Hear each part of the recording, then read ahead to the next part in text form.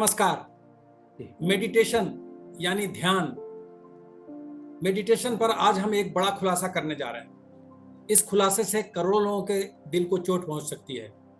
हजारों साल पहले वैदिक काल से शुरू हुई योग ध्यान की इस महान भारतीय परंपरा पर ग्रहण लगने जा रहा है, या यूं कहें ग्रहण लगाने की कोशिश की जा रही है। ये कोशिश पश्चिमी देशों के कुछ साइंटिस्ट और डॉक्टर्स कर रहे हैं। अमेरिका के डॉक्टरों और वैज्ञानिकों के एक संगठन ने हाल ही में एक रिसर्च रिपोर्ट प्रकाशित की है, जिसमें कहा गया है कि ध्यान यानी मेडिटेशन सेहत के लिए हानिकारक है। यह रिसर्च 2 साल पहले हुआ, जिसकी रिपोर्ट अब प्रकाशित की गई है। क्योंकि कोविड महामारी फैलने के बाद दुनिया भर में योग ध्यान की मांग बढ़ी और दवा से ज्यादा लोगों को इन पर विश्वास बढ़ा, तो पश्चिमी देशों में खलबली मच गई।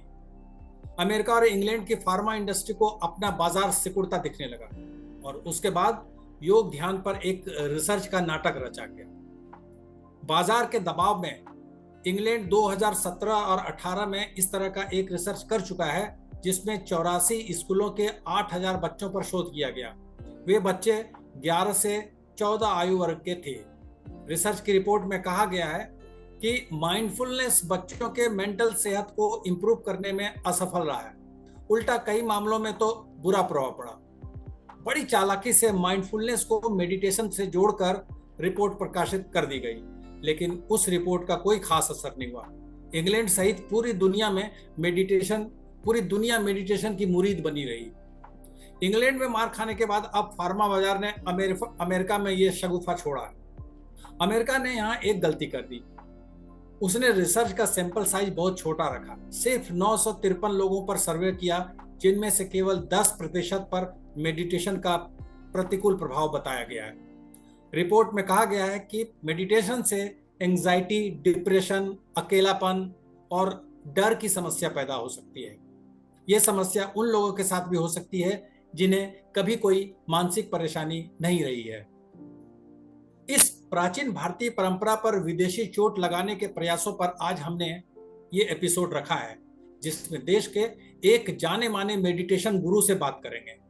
उनसे हम आपका परिचय कराएं, उससे पहले सुनते हैं देश के एलोपैथिक डॉक्टरों की इस रिसर्च पर क्या प्रतिक्रिया है। हाँ, मैंने वो सैंपल साइज देखा और जो स्टेटमेंट आया उस स्टेटमेंट में ये कहा गया कि मेडिटेशन के साइड इफेक्ट्स हैं। मुझे लगता है कि ये बहुत ही एब्सर्ड सा वो है। एंड हम तो एज ओल्ड इंडिया में अगर हम अपनी संस्कृति को देखें तो एज ओल्ड जब संसार का रचन हुआ था तब से अगर देखते हैं तो meditation has been one thing which has been practice for a long time. And I am sure हमारे जो गुरु हैं, ऋषि हैं और उसके बाद जो हमारे मेडिकल प्रोफेशनल्स भी हैं, they all have been talking about that meditation plays a role. It may be any religion, but meditation do play a role, and I'm sure that study needs some more sample survey, some more countries, some more regions, so that we should not publish anything which is not authentic. This is wrong on their part. क्या है कि मानसिक बीमारियों में योगा, प्राणायाम और meditation का बहुत अच्छा रिजल्ट आता है, चाहे वो एंजाइटी डिसऑर्डर हो, डिप्रेशन हो, सिजोफ्रेनिया हो या बाइपोलर हो। बहुत सारे सेंटर्स जैसे निम्हांस, बैंगलोर, निम्हांस में ये सारी टेक्निक्स यूज़ हो रही हैं साइकेट्रिक पेशेंट्स के लिए, और जितना भी रिजल्ट आया है वो बहुत अच्छा रिजल्ट देखा गया है सारे पेशेंट्स में, चाहे वो न्यूरोटिक डिसऑर्डर्स हो या साइकोटिक डिसऑर्डर्स हो। तो प्राणायाम, योगा और मेडिटेशन डेफिनेटली पेशेंट की कॉग्निटिव एबिलिटीज़ को, कॉग्निटिव डेफिसिट्स को बढ़ाने में हेल्प करता है। मेडिटेशन देखा जाए तो कुछ इनिशियल केसेस में एंजाइटी और डिप्रेशन को बढ़ा सकता है, बट लॉन्ग रन में देखा जाए तो it definitely helps to improve your attention and concentration. तो इनिशियल में जब पेशेंट बहुत फ्री फ्लोटिंग एंजाइटी हो, जब एंजाइटी बहुत फर्स्ट बेसिक लेवल पे हो या बहुत ज़्यादा सिम्टम्स हो, तब शायद नहीं करना चाहिए, तब थोड़ा होल्ड करना चाहिए, but in long run chronic cases meditation will help. मेरा नाम डॉक्टर पीयूष जैन है, मैं सीनियर पीडियाट्रिशियन हूँ, और जो रिसर्च की आप बात बता रहे हैं जो अमेरिका में हुई है मेडिटेशन से mental imbalance, this is I feel this is a very ridiculous results. These are not good. This seems to be biased, and just to give bad name to the Indian culture and Indian science. It is since ages it has been found, seen, and established that meditation always calms the mind, meditation always give positive energy to the mind, and meditation always heals the mind. So if some small group is coming up with this kind of results, I feel this is totally biased and just to malign the great science of meditation and Ayurveda. मैं doctor करुंजन, orthopaedic surgeon, पुष्पांजलि में। जो ये अभी research मैंने अभी पढ़ी है, जो meditation has the harmful effect, I think ये एक हाफ ट्रूथ है। जैसे कि हमारी महाभारत में दिखाया गया था अश्वत्थामा मारा गया, तो वैसे ही ये हाफ ट्रूथ है। क्योंकि एक तो इसका सैंपल साइज बहुत छोटा है, इतना छोटा है कि हम उस पर जजमेंट कमेंट नहीं कर सकते। उसके बाद there is something called bias. इसमें बायस होने के बहुत ज़्यादा चांस है।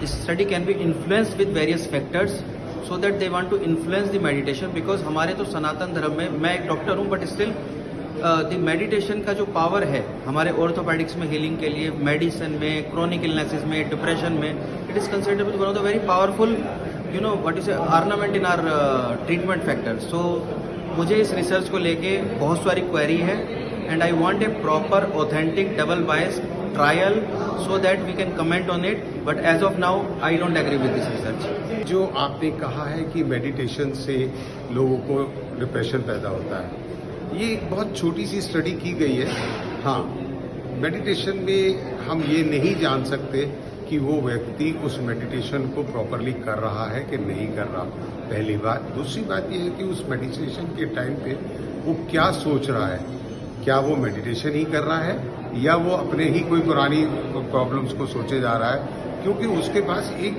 ध्यान लगाने के लिए एक टाइम होता है, 10 या 15 मिनट या 20 मिनट या 5 मिनट। तो उस टाइम पे वो क्या सोच रहा है, हाँ, it can lead to the depression if that person will think about. वो सोचता है कि अपनी प्रॉब्लम्स के बारे में, अपनी बीमारियों के बारे में। जो आज की तारीख में हमारा कहना है कि वो उस वक्त पे एक ध्यान लगाना, जो कि हमारी पुरातत्व जमाने की वो विधियां थी, वो विधि को आज मॉडर्नाइज वे में करना शुरू कर दिया है लोगों ने। इसको मेडिटेशन कहना शुरू कर दिया है। मैं कहता हूँ कहीं ना कहीं इसका इफेक्ट मेंटल हेल्थ पे पड़ रहा है। ऐसा नहीं कि 100% वी गॉट द रिजल्ट्स, पर कहीं ना कहीं इसका मेंटल हेल्थ पे असर पड़ रहा है और it can lead to depression somewhere it is. अब हम आपको मिलाते हैं देश के प्रसिद्ध मेडिटेशन गुरु योगी अनूप से। योगी अनूप मेडिटेशन टीचर के अलावा योग फिलॉसफी, क्रिया योग, हठ योग, ज्ञान योग के ज्ञाता हैं। इन्हें इस क्षेत्र में 40 साल का अनुभव है। योगी अनूप मेडिटेशन और योग पर सर्टिफाइड ट्रेनिंग प्रोग्राम चलाते हैं और इन पर स्पिरिचुअल वर्कशॉप का आयोजन करते हैं। Welcome Yogi Anoop. Thank you, धन्यवाद। आपका स्वागत है हमारे इस कार्यक्रम में। हम इस रिसर्च पर बात करें उससे पहले हम आपसे जानना चाहते हैं कि मेडिटेशन यानी ध्यान के क्या फायदे होते हैं। हम करते हैं इसको, इससे क्या फायदा होता है स्वास्थ्य की दृष्टि से? सबसे पहले हम इसके लाभ के बारे में जानने के से पहले अगर देखें तो इसकी मीनिंग का जान लें। ध्यान का एक्चुअल मतलब है हम अपने आप को अनुभव कर लें, स्वयं को अनुभव कर। स्वयं को अनुभव आप तब करते हैं जब आप बहुत ज्यादा एक्सट्रोवर्ट या बहुत ज्यादा वस्तु में इन्वॉल्व नहीं होते। मतलब कि बाहर की दुनिया में या मन की दुनिया में आपकी इन्वॉल्वनेस कम हो जाए तो आप स्वयं को अनुभव करने लगते। ये ध्यान का पर्पस है और यही ध्यान की मीनिंग है। वो आदमी जो बहुत ओवर थिंकर है या बहुत परेशान है या एंग्सियस है या अवसाद में है, इसका सीधा सा अर्थ है कि उसको बहुत ज्यादा वैचारिक गतिविधियों का सामना करना पड़ रहा है और वो विचारों से दबा हुआ है। अब ध्यान दें कि वो आदमी विचारों से स्वतंत्र होना चाहता है, तभी ध्यान में आया। तो ध्यान का मूल अर्थ है विचारों से स्वतंत्र होकर के स्वयं का अनुभव करें, ताकि हम एक ऐसे स्टेट ऑफ माइंड में जाएं जिसमें कोई इंटरफेरेंस ना हो। यदि मैं एग्जांपल दूं, गहरी नींद, तो गहरी नींद में बॉडी ब्रेन सबसे ज्यादा हीलिंग स्टेट में जाती है।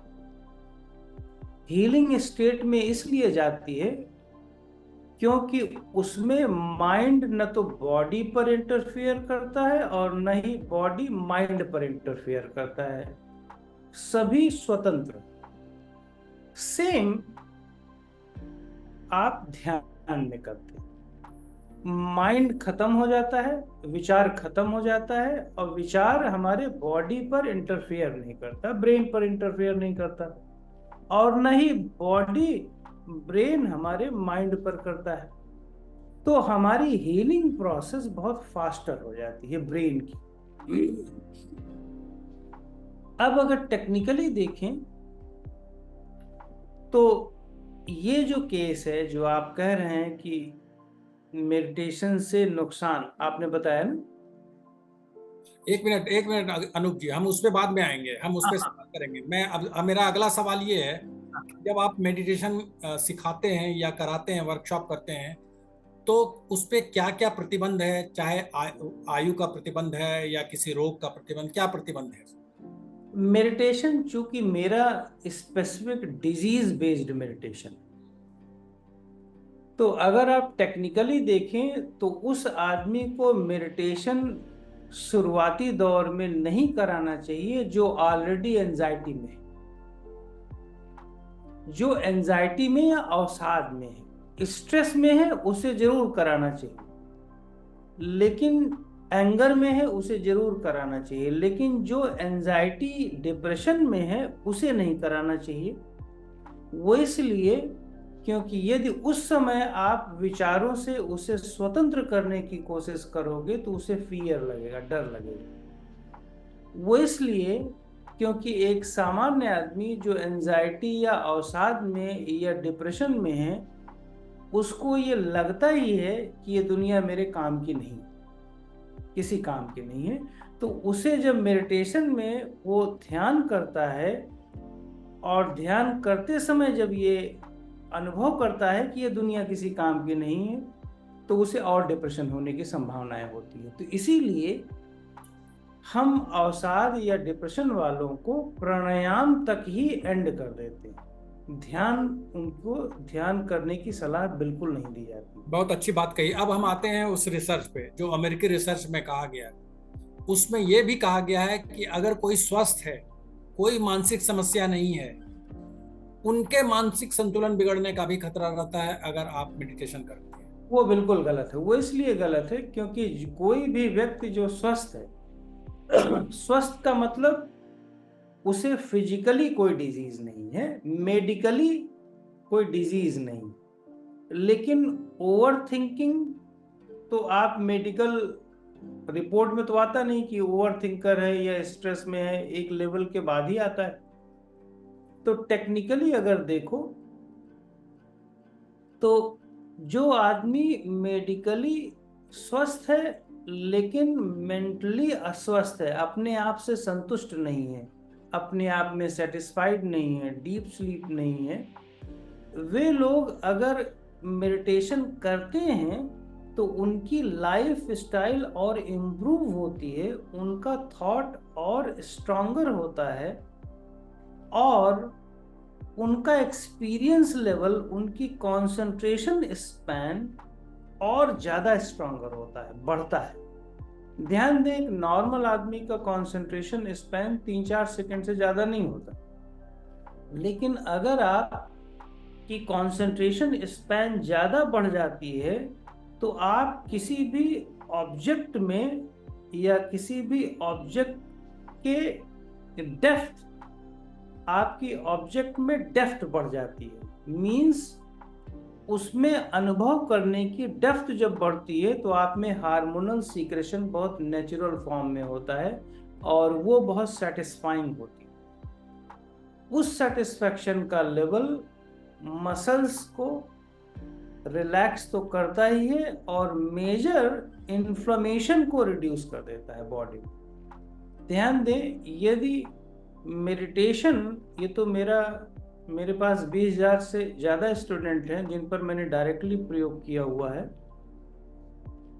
यदि उन पर मैं पूरा अनुभव करके बताऊं तो इन्फ्लेमेशन सबसे पहले कम होता है मेडिटेशन से।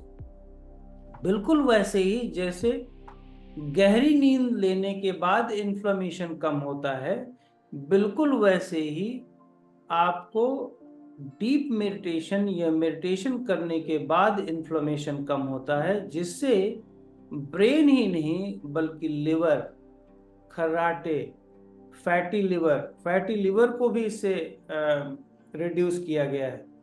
तो कहने का मतलब बहुत सारे आपके डिजीज हमने ठीक किए हैं, और ये तो मैं प्रमाण के तौर पर मैं अपने आप को बता रहा हूं। तो आप अगर किसी को मेडिटेशन सिखाते हैं, बताते हैं, तो क्या ड्यूरेशन बताते हैं, कितनी देर मेडिटेशन करना चाहिए?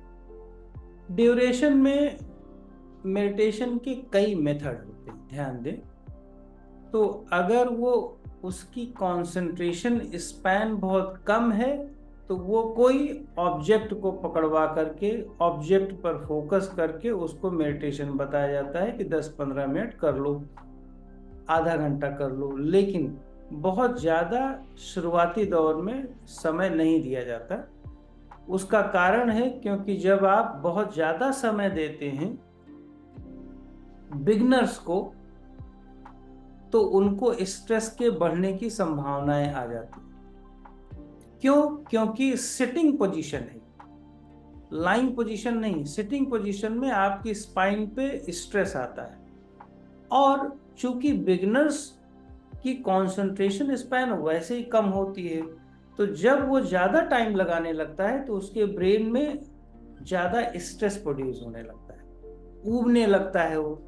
जब वो ऊबने लगेगा, इंजॉयमेंट की बजाय वो ऊबने लगेगा, तो उसमें स्ट्रेस ज़्यादा प्रोड्यूस हो जाएगा और वो नेगेटिव इफेक्ट आता है। इसीलिए 10-11 मिनट का पहले कैप्सूल बना दिया जाता है कि आपको इतनी करना है, और जैसे ही मसल्स रिलैक्स हो, जैसे ही थॉट रिड्यूस हो, आप छोड़, बस उतना, उससे ज़्यादा। आप किस आयु वर्ग को ये मेडिटेशन नहीं करने का सलाह देते हैं? बहुत छोटे बच्चों को मेडिटेशन नहीं कराना चाहिए। वो इसलिए क्योंकि मेडिटेशन में सिर्फ माइंड और थॉट का यूज होता है। जो छोटे बच्चे हैं वैसे ही बहुत फ्लिकरिंग माइंड होते हैं, तो बहुत छोटे बच्चों को बिठा करके मेडिटेशन कराने की बजाय मैं हमेशा प्रेफर करता हूं कि फिजिकल कंसंट्रेशन उनको दिया जाए। तो जो 11-12 साल के नीचे के बच्चे हैं उनको आई कंसंट्रेशन बता दिया जाता है, बजाय कि आईज क्लोज करके मेडिटेशन कराना। लेकिन 11-12 साल के बाद के सभी लोग, जितने भी लोग हैं, जितनी भी एंड तक के एज के 90, 95, 100 साल के सभी लोग कर सकते हैं, और सभी लोगों के लिए अच्छा है। रिसर्च, जो अमेरिकी रिसर्च है, उसमें यह भी कहा गया है कि मेडिटेशन सिखाने वाले या जो वेबसाइट हैं, ऐप हैं मेडिटेशन से जुड़े, उसमें एडवर्स चीज़ें नहीं बताई जाती, उसमें साइड इफ़ेक्ट्स नहीं बताए जाते हैं, क्योंकि इससे उनका बिजनेस जो है, कमर्शियल इंटरेस्ट जो है, उस पर चोट लगेगी। आपका क्या मानना है? बिल्कुल सही है, ये बात मैं एक्सेप्ट करता हूँ। इसलिए क्योंकि कोई भी चीज जैसे एक रिलीजियस एस्पेक्ट है, तो उसमें ज़्यादातर मार्केटिंग के बेस पर कराने के लिए आपको अच्छी अच्छी चीज़ें, उसके फ़ायदे बता दिए जाएंगे और आप उसको करते जाइए। खास करके फिलॉसफिकल चीज़ जब आप प्रैक्टिस करते हो, मेडिटेशन हो गया, बहुत प्रैक्टिकल ये है, कोई फिलॉसफी नहीं, प्रैक्टिकल और फिलॉसफी का मिक्स है। जब आप इन सब चीज़ों को करते हैं तो आपको करने की तरीके बताए जाते हैं रेदर देन उसकी विशेषताएं। तो सबसे पहले प्रॉब्लम बिगनर्स की क्या होती है, इसके साइड इफेक्ट्स लोगों को इसलिए होते हैं क्योंकि लोग विशेषताएं देख करके फिर मेडिटेशन करते हैं, न कि उसकी फिलॉसफी को अंडरस्टैंड करके। जैसे कि एग्जाम्पल, मेरे पास 70% लोग जो मेडिटेशन में थर्ड आई मेडिटेशन करते हैं, वे सारी लोग पागल होकर के आते हैं। वो कहीं भी ट्रीट नहीं होता, उनका ट्रीटमेंट कहीं भी नहीं। कैसे? अब थर्ड आई अपने ही आंख को, दोनों आंखों को यहाँ पर भौं पे लगा करके और फोकस करते हैं घंटों घंटों तक, उनको परमानेंट हेडेक हो जाता है, गैस्ट्रिक की प्रॉब्लम, और हेडेक ही नहीं बल्कि हार्ट बीट सिर के अंदर बजने लगती है ऑल द टाइम। अब वो मेडिकली क्योरेबल नहीं है, मेडिकल साइंस इसे जानती भी नहीं कि क्यों धड़कन हो रही है। क्यों? क्योंकि मेडिकल साइंटिस्ट तो कहेगा कि आपके हार्ट बीट आपकी हो रही है तो आपके सिर में भी हार्ट बीट हो रही है, लेकिन उसको तो सुनाई दे रहा है। अब प्रॉब्लम क्या है कि बिगनर्स को ये बताया गया है कि थर्ड आई पे फोकस आप ज्यादा से ज्यादा देर तक करोगे तो आपको पूरा ब्रह्मांड दिखेगा। उसे फिलॉसफी नहीं बताई, उसे फिलॉसफी बताई जाती कि थर्ड आई डजंट मीन आपको ब्रह्मांड दिखेगा। थर्ड आई का मतलब है कि एक ऐसी एग्जिस्टेंस अनुभव होगा जो आंखों से नहीं देखा जा सकता, जो स्वयं को अनुभव करना है। लेकिन अब प्रॉब्लम क्या है कि मार्केटिंग ऐसी स्ट्रॉन्गर है कि आपको ये बताया जाता है कि एक ऐसी आंख यहाँ खुलेगी और बाहर दिखने लगेगा ऐसे। अब उस चक्कर में आदमी, यंग लड़का जब मेडिटेट करेगा, घंटों घंटों फोकस करेगा, तो उसे नेचुरली साइड इफेक्ट होगा। उसमें से यदि मैं अपने को भी एग्जाम्पल में लूं, जब मैं 12-14 साल का था तब भी मैं भी इसी प्रॉब्लम से गुजरा था। तो यही अकेला मेडिटेशन नहीं। अब जैसे ब्रीदिंग को ऑब्जर्व करना है। नॉर्मली मेडिटेशन में कहा जाता है कि सांस को ऑब्जर्व करो। अब सांस को ऑब्जर्व करने का मतलब ये बताया जाता है कि सांस को ऑब्जर्व करोगे तो आप कभी मर नहीं सकते, आप प्राण पर विजय प्राप्त कर लोगे और आपकी मृत्यु नहीं होगी। अब एक यंग बच्चा जो प्रैक्टिशनर है वो तो इसी चक्कर में पड़ जाएगा। अब वो 24/7 सांस को अनुभव कर रहा है। 24/7 सांस को अनुभव करोगे, विच इज ऑल्सो रॉन्ग। क्यों? क्योंकि मैं आपसे बात कर रहा हूं और मैं अपने सांस को अनुभव कर रहा हूं, ये गलत है। मेडिटेशन का मतलब प्रेजेंट मोमेंट में आप अनुभव करें। इस समय मैं आपसे बात कर रहा हूं तो थर्ड चीज जो सांस है उसको तो अनुभव नहीं कर सकता। अगर करूंगा तो इसका मतलब कि गलत है। तो मेडिटेशन के बहुत सारी भ्रामक चीजें हैं जो हमें नहीं बताई जाती। थर्ड चीज जैसे रेपिटेशन मैक्सिमम खतरनाक है मेडिटेशन। जैसे मान लो एक मंत्र बताया गया कि मंत्र को आप बोलो घंटों घंटों तक, दैट इज मेडिटेशन। ठीक है भाई, मान लो ओम नमः शिवाय हमने बोलना शुरू किया मन में।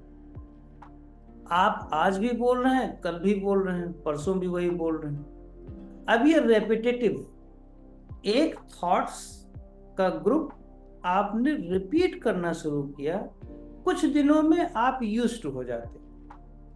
जबकि मेडिटेशन की फिलॉसफी, इसीलिए मैं कहता हूं मेडिटेशन की पहले फिलॉसफी कई वर्षों तक समझ लो, फिर प्रैक्टिस अपने आप आ जाएगी। लेकिन फिलॉसफी समझते नहीं, प्रैक्टिस पहले हो जाती है।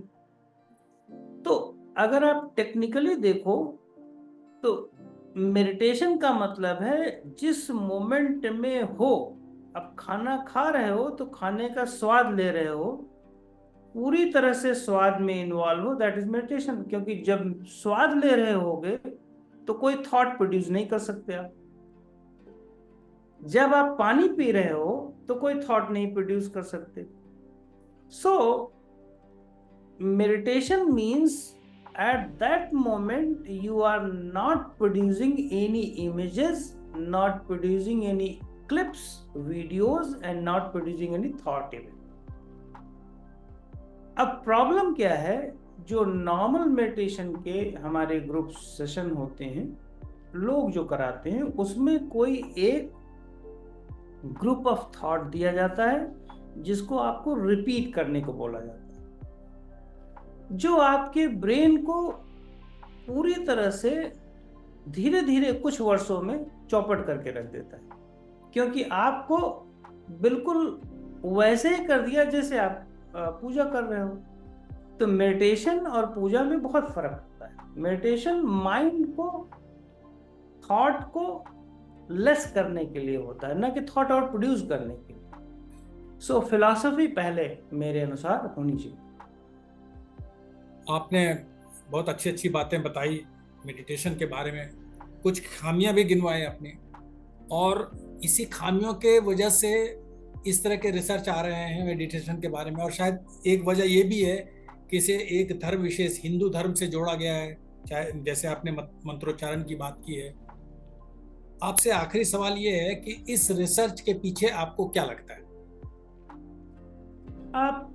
मैं बहुत ज़्यादा इन सब चीज़ों में हूँ नहीं, क्योंकि मैं अपनी ही रिसर्च में इन्वॉल्व हूँ, लेकिन मैं ये कहना चाहता हूँ कि मेडिटेशन इटसेल्फ बहुत रियल है।